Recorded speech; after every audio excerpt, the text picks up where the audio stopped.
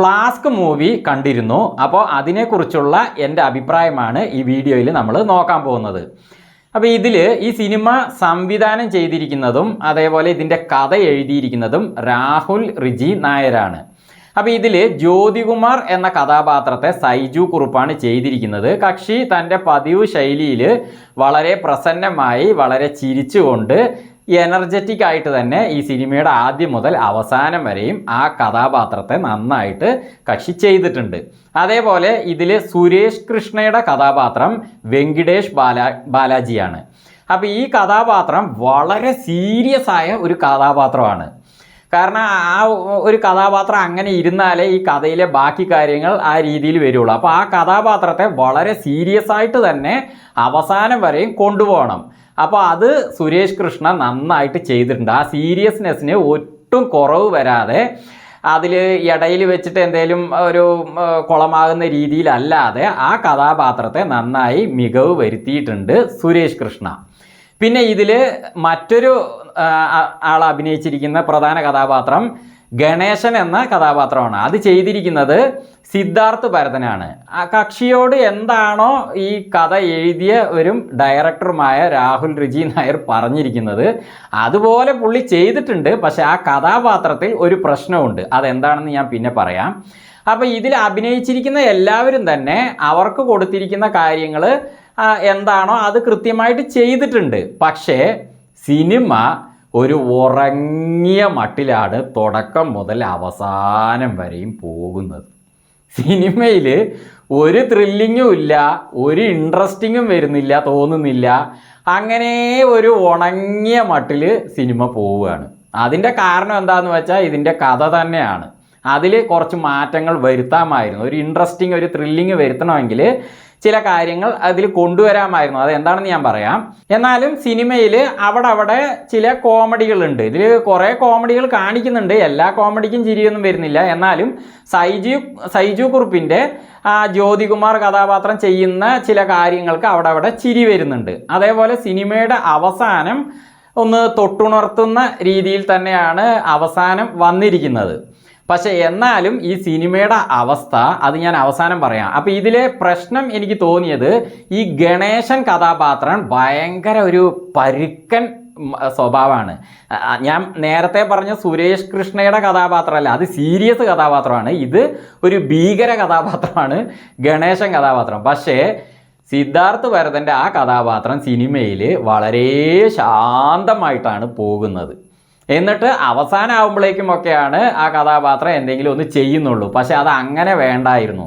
ആ കഥാപാത്രത്തെ ഭീകരമായിട്ട് തന്നെ സിനിമയിൽ വെക്കാമായിരുന്നു. പക്ഷെ അങ്ങനെ വെച്ചാൽ സൈജു കുറുപ്പിൻ്റെ കഥാപാത്രത്തെ കോമഡി രീതിയിൽ ആ സിറ്റുവേഷനിൽ കൊണ്ടുവരാൻ പറ്റില്ല എന്ന് തോന്നുകയാണെങ്കിൽ അതിനൊരു പണിയുണ്ട്. ഗണേശൻ കഥാപാത്രത്തിൻ്റെ കൂടെയുള്ള കൂട്ടാളികളിൽ ചിലരെയൊക്കെ ഒരു ശാന്തമായി വെച്ചിട്ട് ബാക്കി ഗണേശനും അതേപോലെ പ്രധാന കൂട്ടാളികളെയൊക്കെ ഭീകരമായിട്ട് തന്നെ വെക്കാമായിരുന്നു. അവരെന്തെങ്കിലുമൊക്കെ കുറച്ച് ഭീകരമായിട്ട് ചെയ്തുകൊണ്ടിരിക്കുകയാണെങ്കിൽ അവിടെ ഒരു ത്രില്ലിങ് വരുമായിരുന്നു. ഇനി എന്ത് എന്നുള്ളൊരിത്. ഇത് അങ്ങനെ ഒരു ഇനി എന്ത് എന്നൊരു ചിന്തയെ വരുന്നില്ല. കാരണം ഒന്നും സംഭവിക്കില്ല എന്ന മട്ടിൽ തന്നെയാണ് സിനിമ പോയിക്കൊണ്ടിരിക്കുന്നത്. അപ്പോൾ ഒരു ഇൻട്രസ്റ്റിങ് വരണ്ടേ. അപ്പോൾ ആ കഥാപാത്രവും പ്രധാന ആളുകളെയൊക്കെ ഒന്ന് ഭീകരമായിട്ട് അവർ കുറച്ച് റഫായ കാര്യം, അതായത് എന്താ പറയുക, ഒരു കൊലപാതകം അതുപോലത്തെ സംഭവങ്ങളൊക്കെ അതിൽ വരികയാണെങ്കിൽ നന്നായിരുന്നു. ഗണേശൻ കഥാപാത്രം പിന്നീട് ചെയ്യുന്നുണ്ട്. പക്ഷേ അത് പിന്നീടല്ലേ, അവസാനമല്ലേ. പക്ഷേ ആദ്യം മുതലേ സംഭവങ്ങൾ കൊണ്ടുവരികയാണെങ്കിൽ നമുക്കൊരു ത്രില്ലിങ് വരും. ആ ത്രില്ലിങ്ങും ഇൻട്രസ്റ്റിങ്ങും സിനിമയിൽ ഒട്ടും തന്നെ തോന്നിയില്ല. അതൊരു വലിയൊരു മൈനസായിരുന്നു. പിന്നെ ഇതിലെ ഒരു കഥാപാത്രം പറയുന്നത് ഞാൻ മാത്രം കൂടെയുള്ള ആൾ രക്ഷപ്പെട്ടില്ലെങ്കിലും ഞാൻ മാത്രം രക്ഷപ്പെട്ടാൽ മതി എന്നൊരു ചിന്താഗതി ഒരു കഥാപാത്രം ചെയ്യുന്നുണ്ട്. പക്ഷെ ആ കഥാപാത്രം തന്നെ പിന്നീട് മറ്റേയാൾക്ക് വേണ്ടിയിട്ട് നിലകൊള്ളുന്നതായിട്ട് സിനിമയിൽ കാണിക്കുന്നു. പക്ഷേ ആദ്യം ഇത് പറഞ്ഞ കഥാപാത്രം പെട്ടെന്ന് തന്നെ ആ ഒരു മാറ്റം വരണമെങ്കിൽ അതിൻ്റെ ഇടയ്ക്ക് എന്തെങ്കിലും ഒന്ന് സംഭവിച്ചിരിക്കണം സെൻറ്റിമെൻറ്റ്സ് ആയിട്ട് ആ കഥാപാത്രങ്ങൾക്കിടയിൽ.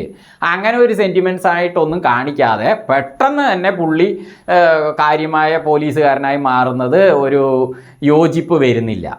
അതേപോലെ തന്നെ ഇതിലെ ഒരു കഥാപാത്രം എന്നെ കൊന്നോളൂ, എനിക്ക് പേടിയൊന്നുമില്ല, എനിക്ക് അങ്ങനെ മരിക്കാൻ പേടിയുള്ള വ്യക്തിയൊന്നുമില്ല, പക്ഷേ ഞാൻ എൻ്റെ നിലപാടിൽ തന്നെ ഉറച്ചു നിൽക്കുന്നു തുടക്കം മുതലേ പറയുന്നുണ്ട്. അത് നല്ല ഒരു സംഭവമായിട്ട് തോന്നി. അങ്ങനെയെങ്കിലും ഒരു ഗട്ട്സിൽ നിൽക്കുന്നുണ്ടല്ലോ എന്ന് തോന്നി. പക്ഷേ അവസാനം ആകുമ്പോഴേക്കും കക്ഷി മറ്റേയാൾക്ക് വേണ്ടിയിട്ടും തനിക്ക് വേണ്ടിയിട്ടും പറയാണ്, ഞങ്ങളെ വെറുതെ വിടണം, ഞങ്ങളെ ഒന്നും ചെയ്യരുത്, ഞങ്ങളെ ഒന്നും ചെയ്യാതിരിക്കുമോ എന്നൊക്കെ ചോദിക്കുക, യാചിക്കുകയാണ്.